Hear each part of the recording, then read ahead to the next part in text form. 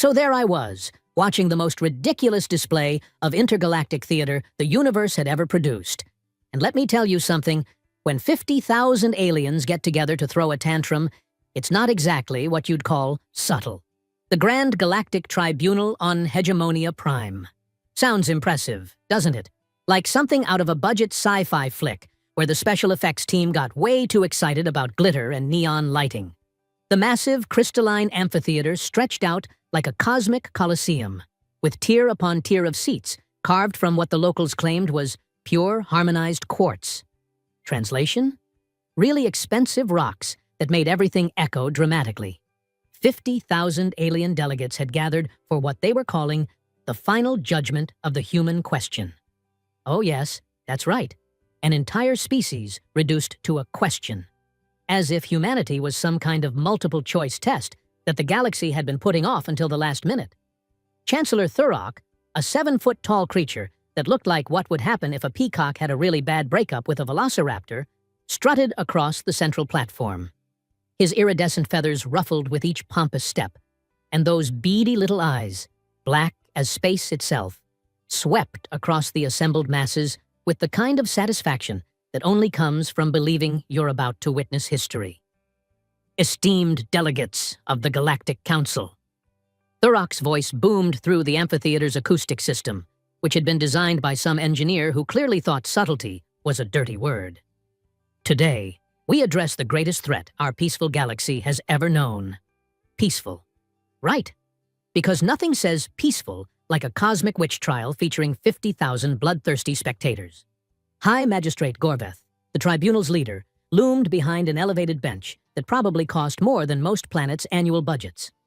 Gorveth belonged to the Hegemonian species, tall, gray-skinned beings with elongated skulls who had apparently evolved from something that spent too much time looking down on everyone else. Literally. Their necks were so long they could probably see what you had for breakfast last week. The defendant, Gorveth announced in a voice that managed to be both nasal and booming simultaneously, will now present herself for judgment. That's when the main event walked in, and oh boy, did she make an entrance. Commander Brianna Ghost Vega strode through the tribunal's massive doors like she owned the place. Not strutted, not marched, strode. There's a difference, and anyone who's ever seen a predator in action knows exactly what I'm talking about. She stood maybe 5'8" in her standard-issue Earth military uniform. Nothing fancy, nothing decorated with ridiculous alien medals or ceremonial nonsense. Just crisp black fabric, polished boots, and an expression that suggested she'd rather be literally anywhere else in the universe. Her dark hair was pulled back in a regulation bun that somehow managed to look both military precise and completely dismissive of everyone present. Brown eyes swept the assembled crowd with the kind of casual assessment usually reserved for counting livestock. And when she smiled, when she smiled, it was the sort of expression that made smart people start looking for the exits. The aliens had been expecting a delegation. Teams of lawyers, diplomats, maybe a few generals throwing around fancy titles and making speeches about humanity's glorious destiny among the stars. What they got instead was one woman who looked like she'd shown up to the wrong party and decided to stay anyway, just to see how things played out. That's it? Chancellor Thurok squawked, his feathers practically vibrating with indignation. One human? Where are your advocates? Your representatives? Your entourage? Ghost looked up at him with the kind of patience usually reserved for explaining basic concepts to particularly slow children. I am the advocate. I am the representative. As for an entourage, she glanced around the amphitheater filled with 50,000 hostile aliens. Looks like you've got that covered. A ripple of confused muttering swept through the crowd. This wasn't going according to script, and aliens, much like humans actually, really hate it when things don't go according to script. You see, what the distinguished delegates didn't know was that humanity had been set up. Oh yes, framed like a priceless painting in a museum heist. For the past 50 years, someone had been very carefully, very systematically, building a case against the human species. Every aggressive expansion question mark somehow linked to humans. Every technological theft, clearly the work of those sneaky bipedal mammals. Every cultural contamination incident, Obviously, humanity's fault. The beauty of the setup was in its simplicity. Humans were new to the galactic scene, relatively speaking, and they had this annoying habit of asking inconvenient questions and refusing to stay in their assigned lane. They'd colonized 16 worlds in half the time it took most species to decide what to call their first off-world settlement. They'd formed alliances with species that the established order preferred to keep isolated. Worst of all, they'd started sharing their technology freely instead of hoarding it like proper civilized beings. So naturally, they had to go. The puppet masters behind this cosmic kangaroo court had done their homework. They'd spent decades planting evidence, manipulating trade disputes, and generally making sure that when the time came for humanity's trial, the verdict would be as inevitable as gravity. What they hadn't counted on was Ghost Vega. Commander Vega had earned her call sign the hard way, by being the kind of person who could walk into a room full of enemies and walk out again with their lunch money and a forwarding address for their insurance companies. She'd spent the last 20 years in Earth's Xenodiplomacy Corps, which was a fancy way of saying she talked to aliens for a living and occasionally shot at them when talking didn't work.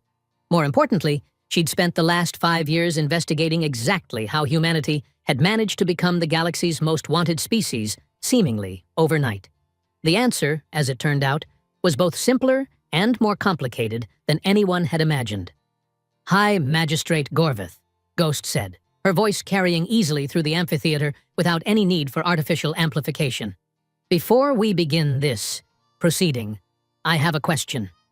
Gorveth's elongated skull tilted at an angle that suggested curiosity, mixed with barely contained disdain. "The defendant may speak. Am I here as the representative of humanity, or as humanity itself?" The question hung in the air like a bad smell at a diplomatic dinner party. Gorveth's large, dark eyes narrowed, which, given the size of his head, was quite a dramatic effect. "You are here as the sole representative of your species, to answer for the crimes committed by all humans throughout the galaxy." Ghost nodded slowly, as if she'd expected exactly that answer. "I see. So when you say crimes committed by all humans, you mean the 16 colonial worlds, the trade partnerships, the technology sharing agreements, and the various cultural exchange programs?" "Among other transgressions, yes. And when you say all humans, you mean every single member of my species, regardless of their individual actions or beliefs?" Chancellor Thurrock's feathers ruffled impatiently.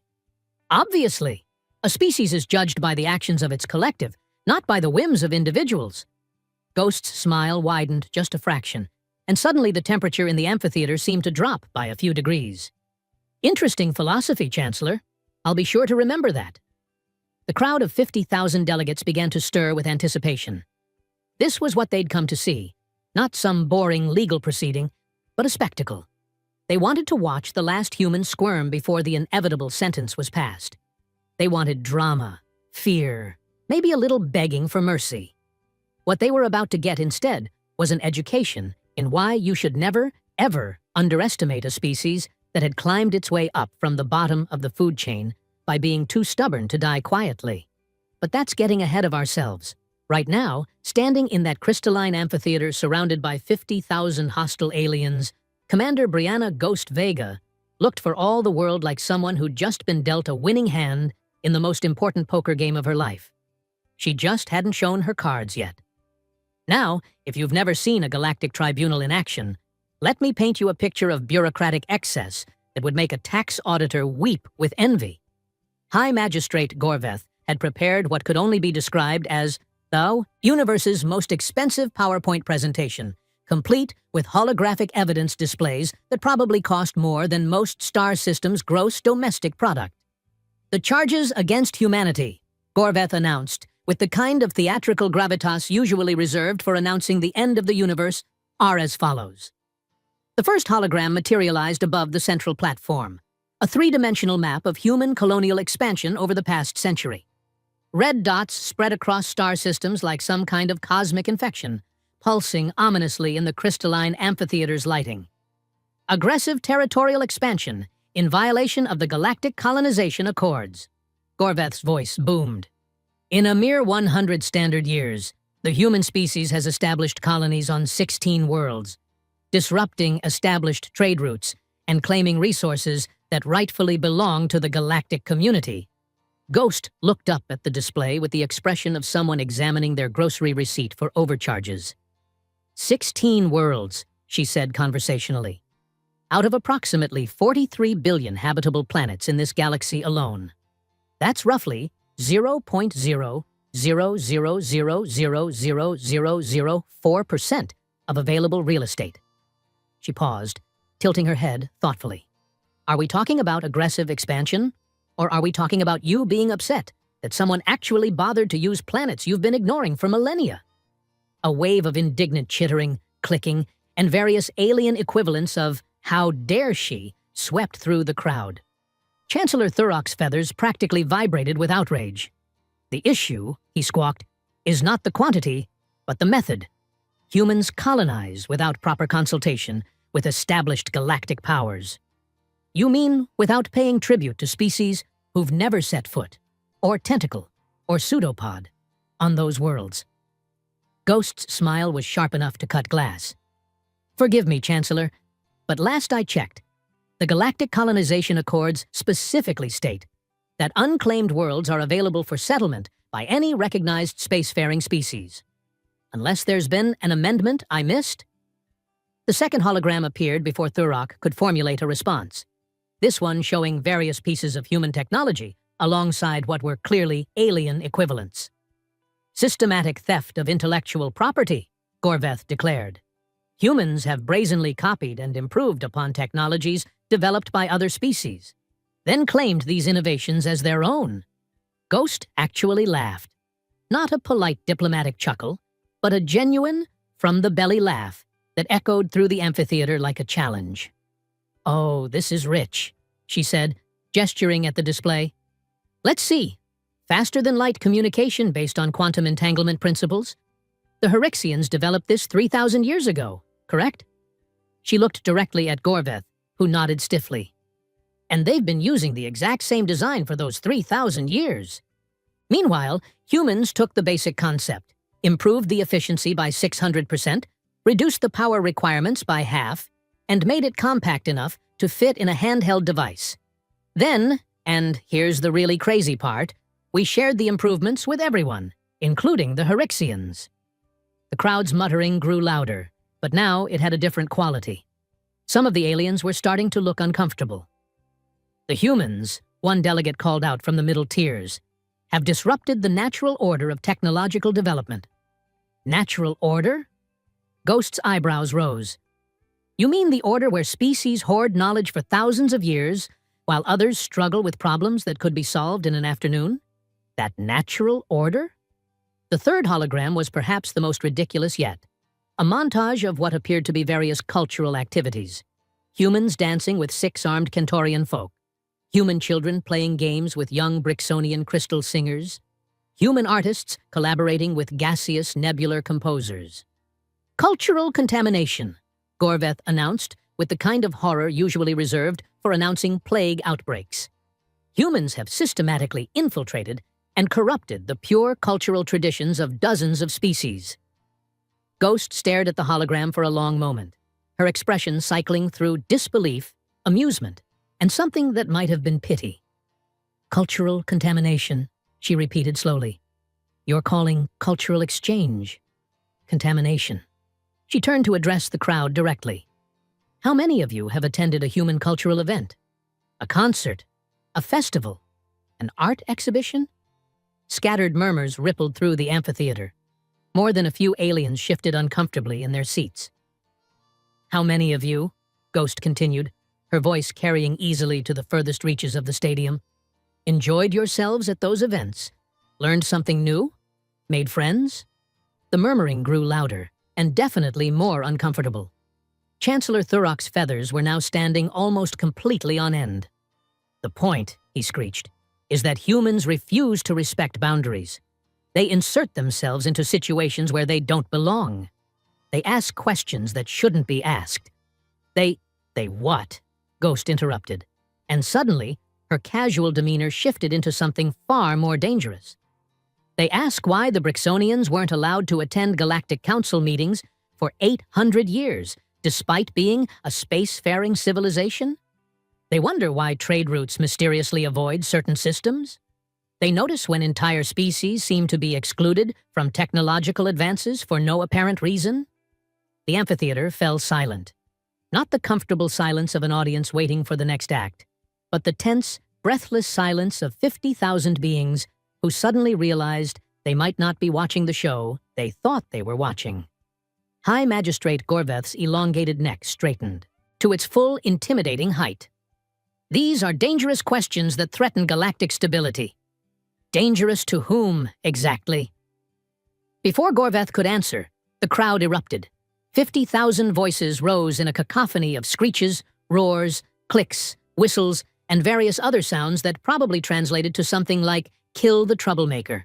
But above it all, one phrase began to dominate, growing louder and more rhythmic, until it became a chant that shook the crystalline walls of the amphitheater itself. "Kill the human! Kill the human! Kill the human!" Ghost stood in the center of it all, seemingly unaffected by the tsunami of alien rage washing over her. She waited, hands clasped behind her back, until the chanting reached its crescendo. Then, in the brief pause when 50,000 beings took a collective breath to continue their bloodthirsty chorus, she spoke. Her voice wasn't loud, but somehow it cut through the noise like a laser through tissue paper. "Which ones?" The chanting stopped so abruptly that the sudden silence was almost as shocking as the noise had been. Ghost looked up at the crowd with the same casual interest she'd shown when examining the holographic evidence. "Which humans exactly are you planning to kill? Because I hate to be the bearer of inconvenient news, but you've made a rather significant oversight in your little trial here." High Magistrate Gorveth's voice was strained when he spoke. "What oversight?" Ghost's smile was absolutely radiant. "You've been treating humanity like it's still a single-planet species." She reached into her uniform jacket and withdrew a small device that looked remarkably like the handheld communicators she'd mentioned earlier. With a casual flick of her thumb, the device activated, and suddenly the air above the amphitheater was filled with new holograms. But these weren't the tribunal's carefully prepared propaganda pieces. These were live feeds, thousands of them. The first showed a bustling market on Kentari Beta, where humans and 6 armed locals haggled over exotic fruits while their children played together in the background.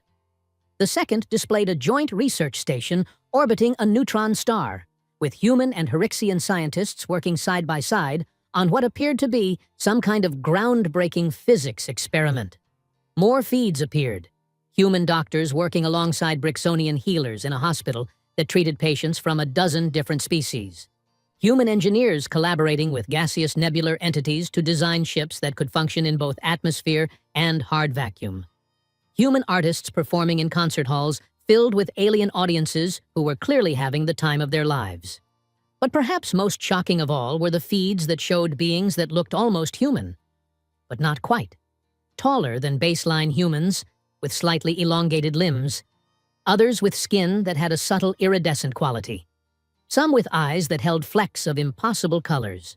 "You see," Ghost said conversationally, as the crowd stared in stunned silence at the evidence of everything they'd been told wasn't supposed to exist.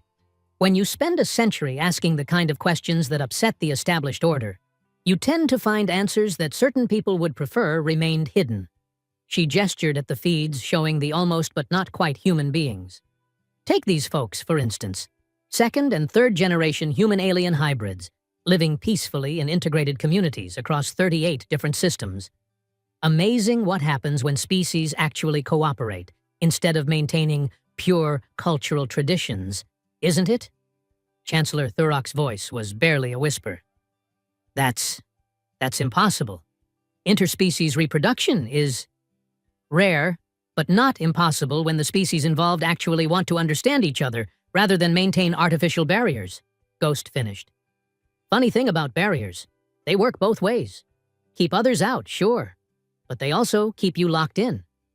The feeds continued to multiply, showing space stations where multiple species worked together, colonies where different alien children attended the same schools, research facilities where breakthroughs were happening at rates that would have been impossible for any single species to achieve alone.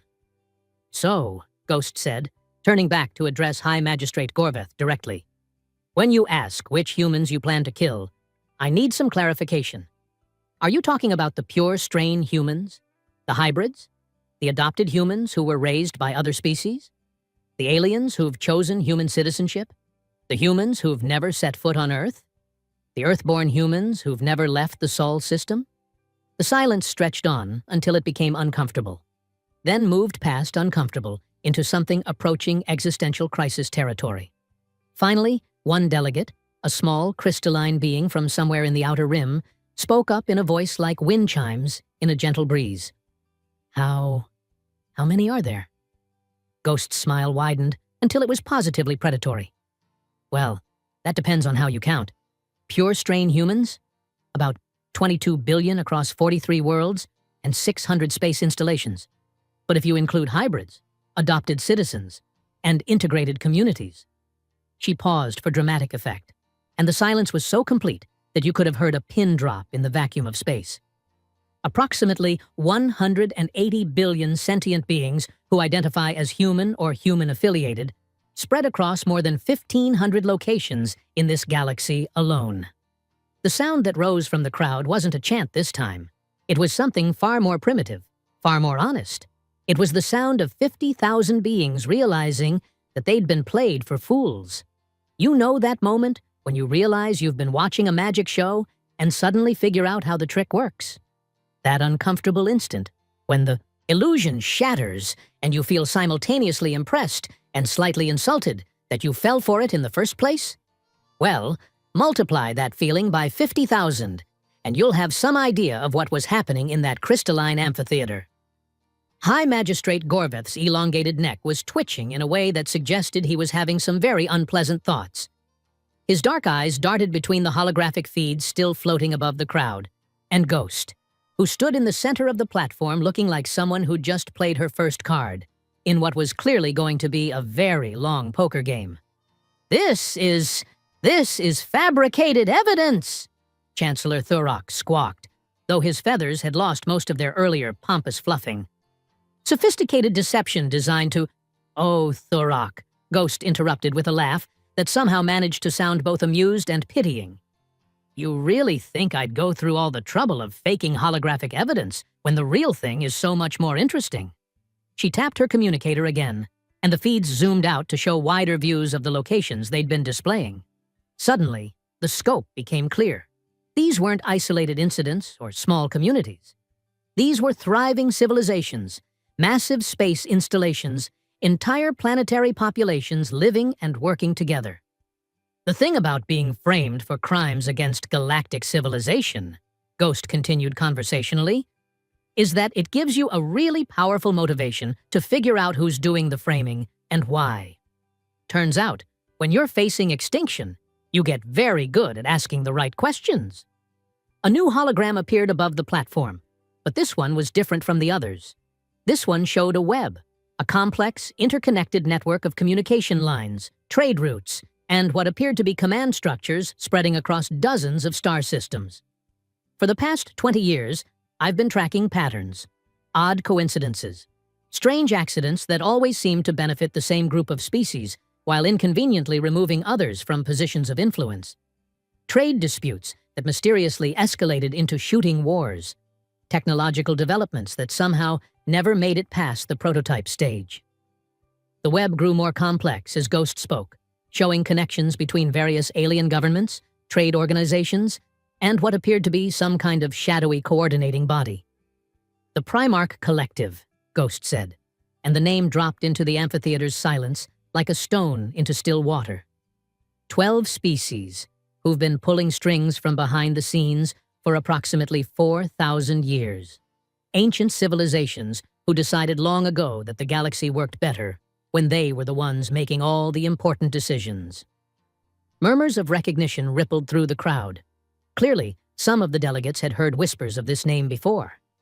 Now, the collective is smart. I'll give them credit for that. They don't rule directly. Too obvious, too messy. Instead, they manipulate. They create crises, then offer solutions.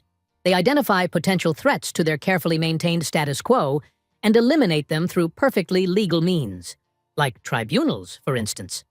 High Magistrate Gorveth's voice was strained when he spoke. These are baseless accusations against respected galactic elders. Respected?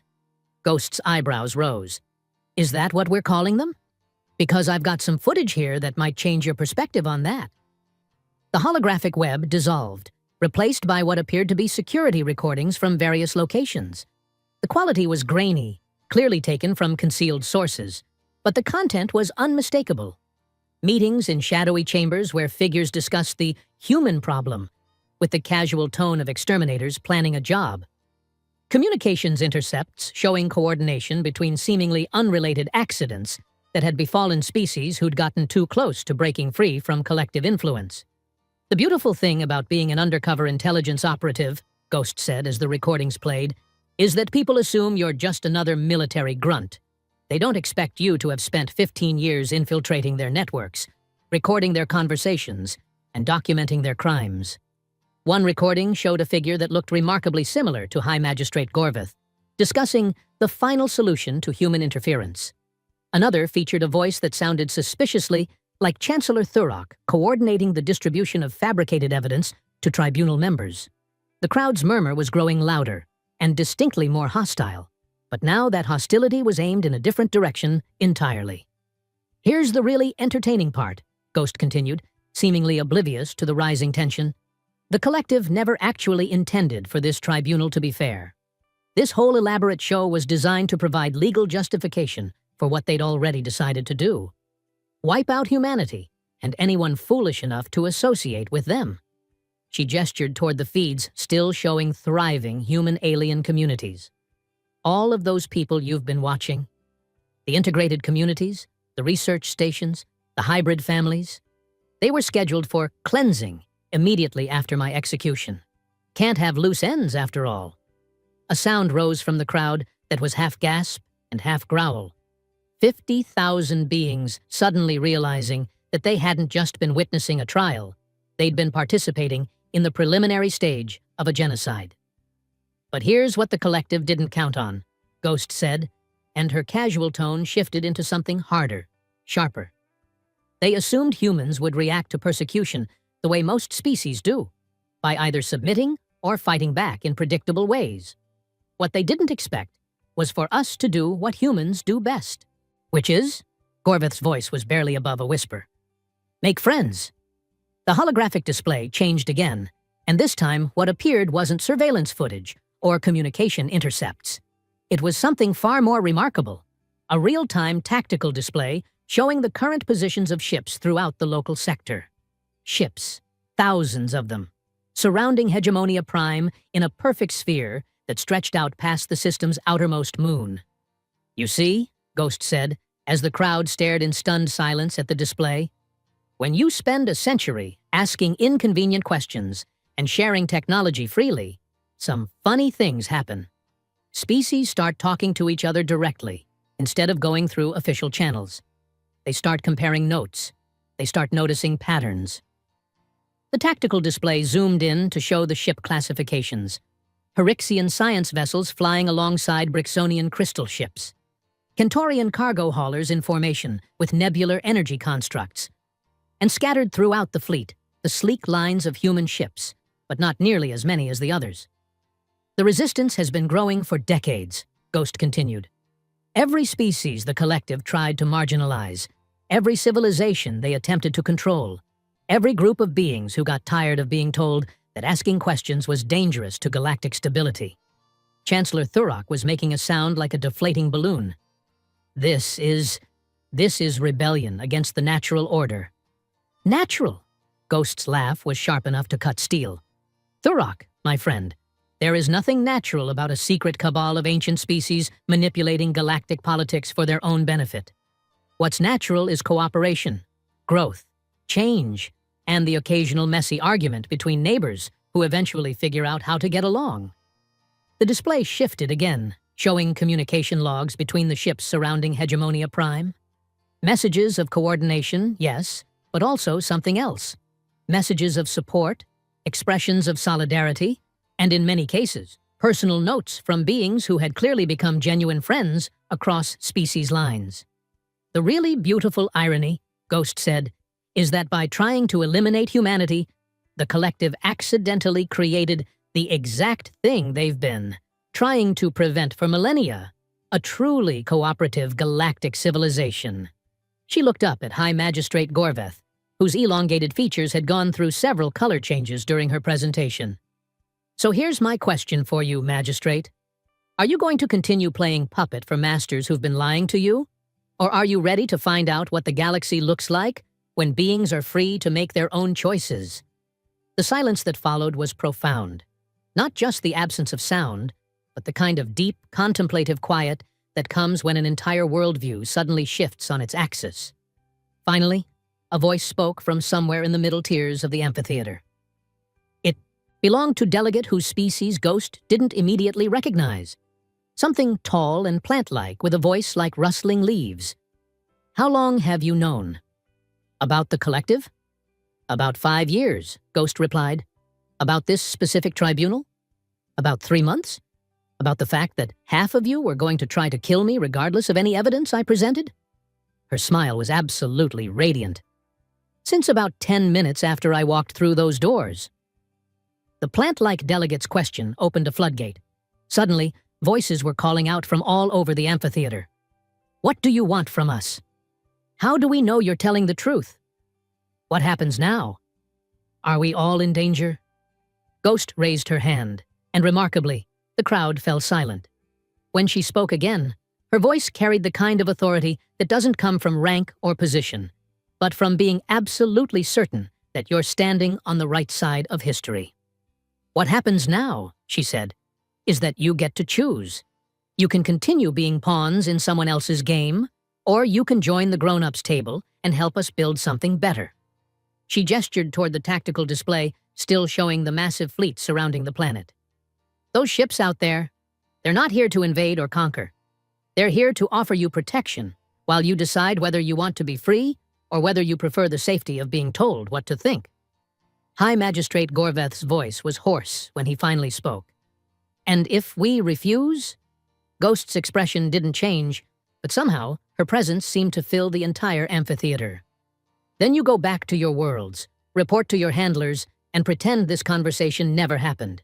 But you should probably know that we'll be having similar conversations with every species in this galaxy over the next few months. She paused, letting that sink in. The age of secret masters pulling strings from the shadows is over, Gorveth. The only question is whether you want to help write the next chapter, or whether you'd rather spend it wondering what you missed.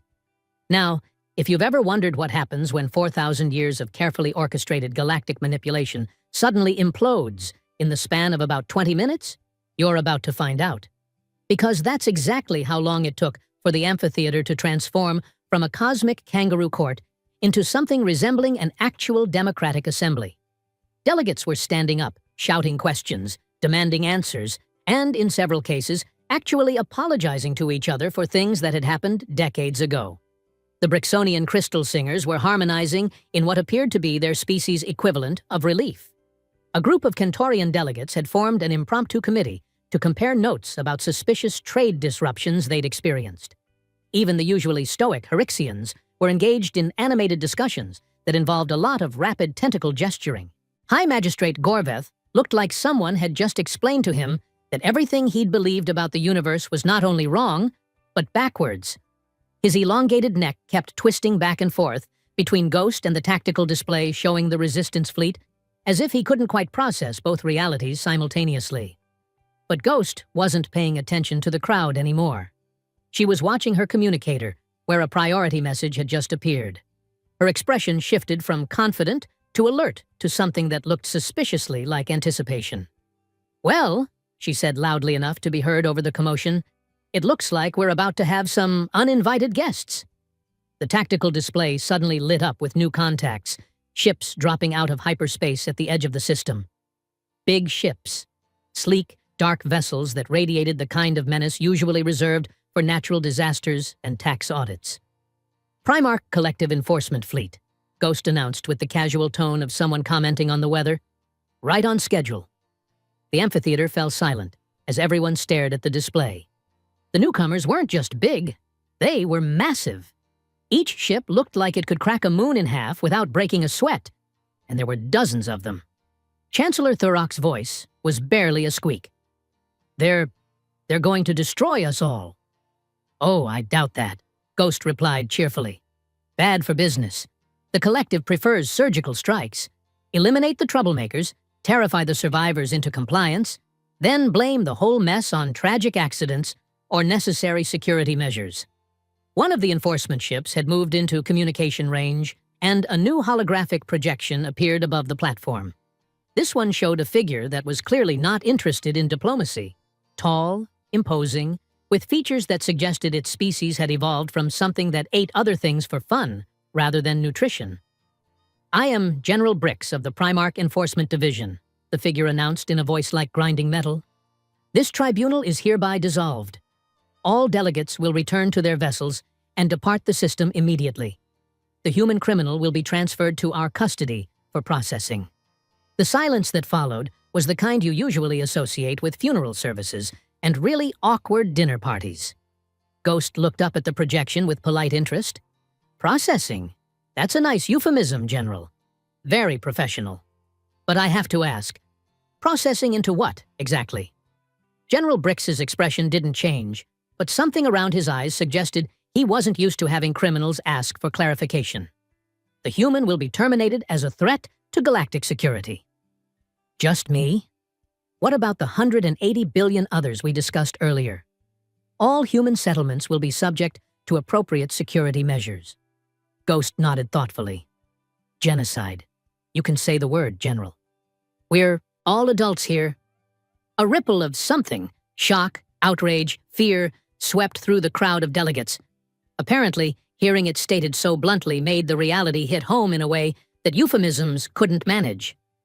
"The Primarch Collective," General Brix continued without acknowledging the interruption, "has maintained galactic stability for millennia. This will continue." "Stability," Ghost repeated. "Is that what you call it? Because I've got some statistics here that might interest you." She tapped her communicator, and a new display appeared.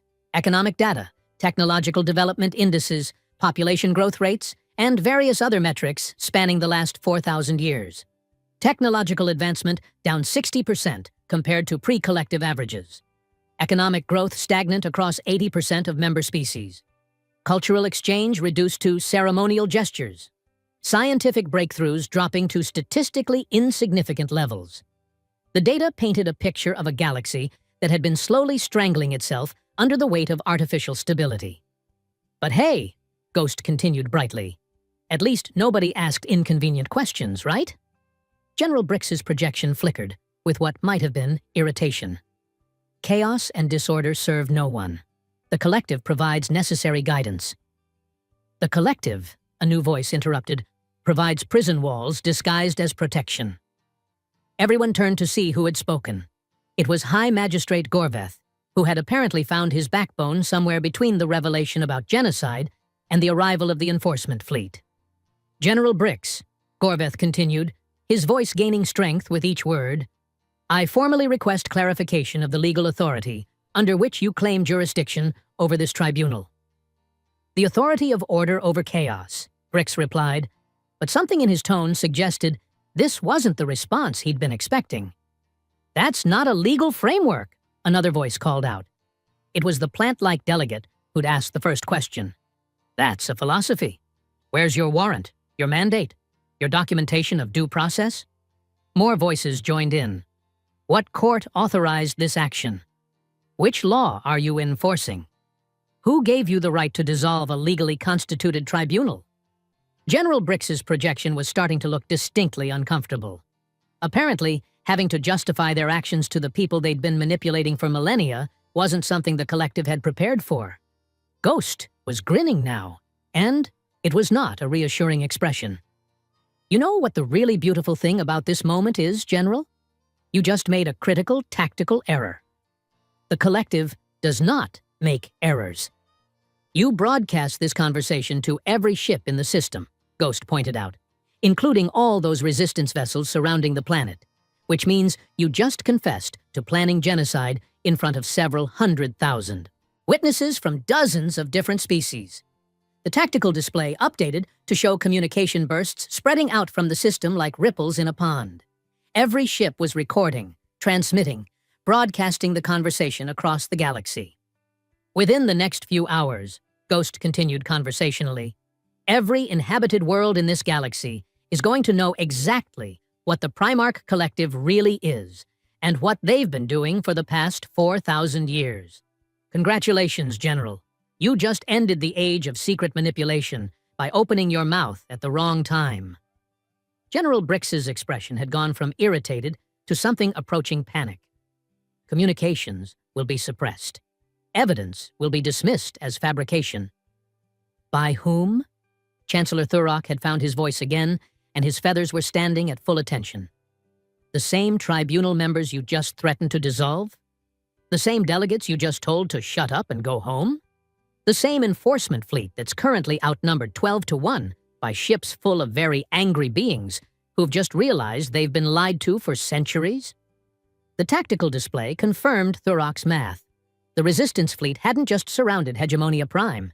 It had quietly been joined by ships from the tribunal delegations, vessels that had apparently decided which side of history they wanted to be on.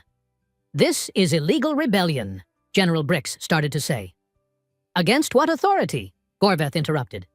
You've just admitted that the collective operates outside legal frameworks.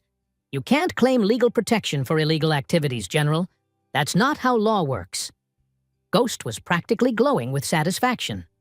You know what the really ironic part is? If you'd just left humanity alone, none of this would have happened. We'd have kept asking our inconvenient questions, sure, but we'd have done it gradually, peacefully, through proper diplomatic channels. But by trying to eliminate us, you forced us to make friends with everyone else you've been oppressing. She gestured toward the tactical display. Every species in that fleet has a story about collective interference. Trade sanctions that made no sense. Technology transfers that mysteriously failed. Cultural exchanges that were canceled for security reasons.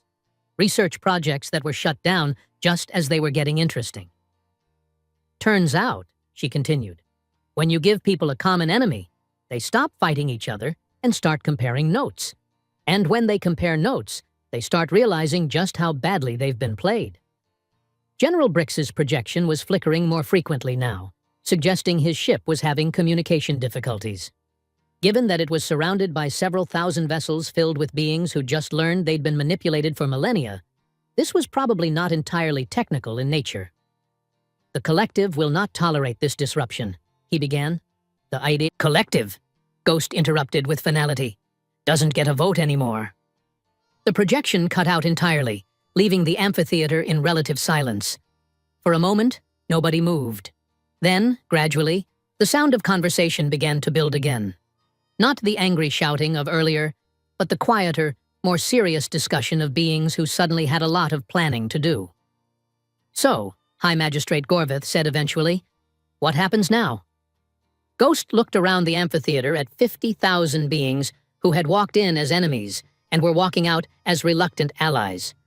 Now we get to find out what this galaxy looks like when people are free to make their own choices. She paused, then added with a grin that could have powered a small star. Fair warning, though. Humans have a lot of questions they've been saving up for the past century. Hope you're ready for some very interesting conversations. And that, friends, is how one stubborn human with a talent for asking inconvenient questions accidentally liberated an entire galaxy by refusing to die quietly when told to. The chant of "kill the human" had become something of a galactic meme within a year, usually followed by the punchline, "Which ones?" It turned out that freedom, like humor, was highly contagious. The Primarch Collective? Well, let's just say that when your entire business model depends on operating in the shadows, having every secret broadcast to billions of beings tends to complicate things significantly. As for Commander Brianna Ghost Vega, she went down in history as the woman who saved the galaxy by being too annoying to kill, which, if you knew anything about humans, was probably the most human way possible to become a galactic hero. Some questions, it turns out, are worth asking, especially when the people trying to stop you from asking them are the ones who most need to answer.